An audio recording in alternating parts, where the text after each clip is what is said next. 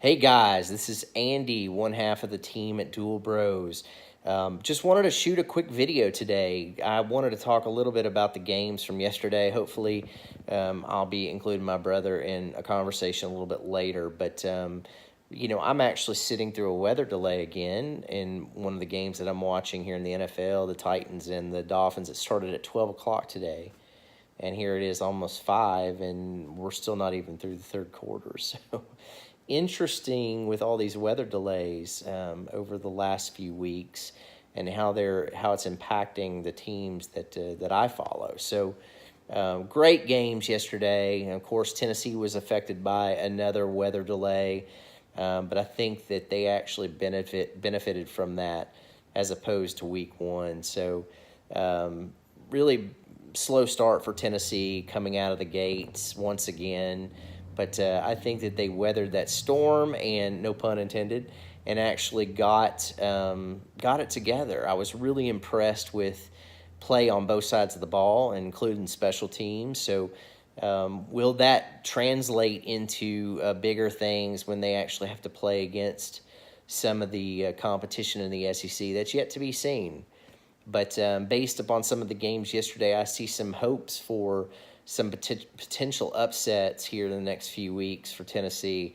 Obviously, the Florida-Kentucky game was one of those that brought that into light. So, man, wow, Kentucky really did their thing against Florida. It's been coming.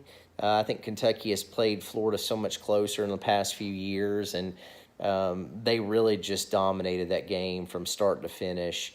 I know that it was a close game, but just kind of the way that it went down, I just think that Kentucky really controlled both sides of the football, and got some fantastic play from their running back there. And I think that Kentucky is going to be a force to be reckoned with moving forward. So that one's going to be interesting. And, of course, now we focus on Tennessee and Florida here in a couple of weeks. And did Kentucky really expose some problems in Kentucky's game? I really think that they did. I think that a lot of people thought that Florida would be able to contend with Georgia this year in the SEC East. It's still early, but I just don't see that from a Florida team.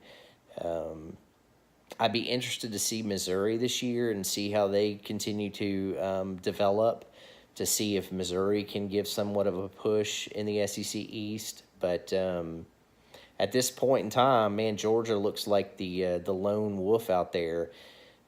Talking a little bit about the Georgia-South Carolina game, of course, I predicted that Georgia was going to win that game, as a lot of people did. But a lot of people didn't expect it to be in that fashion. I mean, I think Georgia really controlled both sides of the football there, too, in South Carolina all game long. It really was never in doubt. I know South Carolina had one drive where they, made things close, and you thought maybe they were going to swing it back around and bring that team to at least a close game in the fourth quarter, but that just never happened. And props to Georgia, man. That team is mad. They just Swift was unbelievable, which I predicted that he would be. And I think that after the first game of the season, a lot of people questioned Swift, but wow, fantastic job. Fromm did an amazing job. Georgia is absolutely going to compete once again this year for the national championship. I don't think that there's any question about that. And the scary part about it is they're just getting better. So I definitely see Georgia over the next few years. I don't know when it's going to be, but I definitely see them beating out Alabama at some point in time. I mean, just look at what they're doing in the recruiting game. So I know Alabama's always strong there too. Man, talking about Alabama, that Tua kid is phenomenal, and they got some good quarterback play yesterday from both of their young quarterbacks. So, of course, Alabama continues to roll, and, we're going to see things set up for, I think, a Georgia-Alabama matchup without a doubt in the SEC championship. I will say this, though. I think Texas A&M surprised some people. Texas A&M played Clemson extremely well yesterday. Of course, They didn't win, but they could have. And I think there were just a few mistakes that were made by Texas A&M, especially with that fumble that was down inside the 5-yard line. There was a lot of controversy there. A lot of people didn't think that should have been a touchback. It kind of looked to me like it went out a little bit before the end zone, but you know what? Yeah, hindsight's 20/20. Can't change what's already been done. So I think that's something that Texas A&M will absolutely be able to build upon and improve as the season moves on. I'd be scared if I were teams like Auburn or if I was a team like LSU, because Texas A&M is going to be coming for them, and I think that they will contend in the SEC this year for sure. Good thing is that Clemson game was not an SEC matchup, so Texas A&M still very much in the mix there. So watch out for them. They could be Alabama's competition in the SEC West, but again, Alabama just being Alabama, I think they're just too strong for anybody right now. So I think even including Georgia, I think Alabama's just going to continue to make that stride. So, okay, let's talk a little bit more about some of the other games. I know that there was Auburn who played yesterday. Auburn did an amazing job, and of course they came out on top. You've got Vanderbilt who came in, continuing with their stride, started their season again 2-0. Happened last year as well. So interested to see how that Vanderbilt program will progress as the season moves on as well. So lots of interesting games yesterday, and man, I sit here and I go, we're only in week 2, and we've already had some amazing games. I'm so looking forward to the next few weeks and what's coming up. Another one, Ole Miss. Geez, 76 points on offense. Now, I know Ole Miss has their work cut out for them because they are not where they need to be from a defensive standpoint. You play a team like an Alabama or an Auburn or Texas A&M, you're not going to run up 76 points against those guys. So still some work to be done there, but I definitely see that offense and how potent it is, and they're just rolling. Mississippi State, good grief. That's a team right there, another one that could compete for the West this year.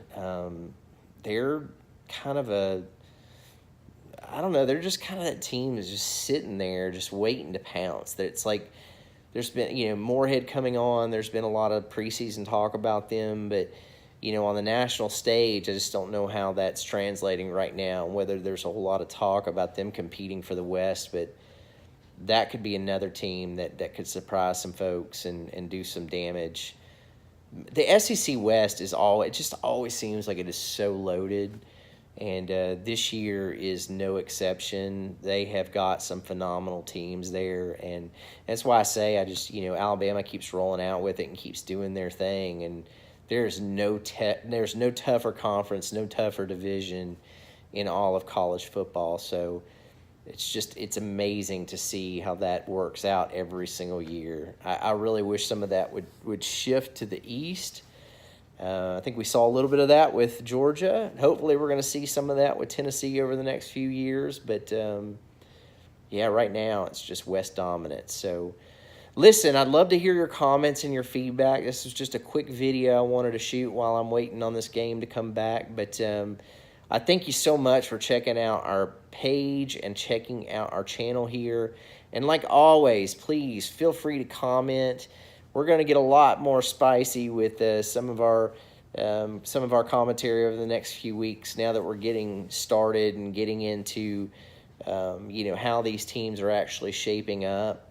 So definitely be a part of the conversation. Be sure to like our channel and subscribe to our channel. And as always, your comments are valued, so leave your comments below. We got some big things coming up, and not even just from a SEC talk standpoint. There's some other things that we're going to be bringing to light here within the next few weeks. So definitely be a part of that conversation. So thank you so much for the time, and we'll see you real soon. Peace.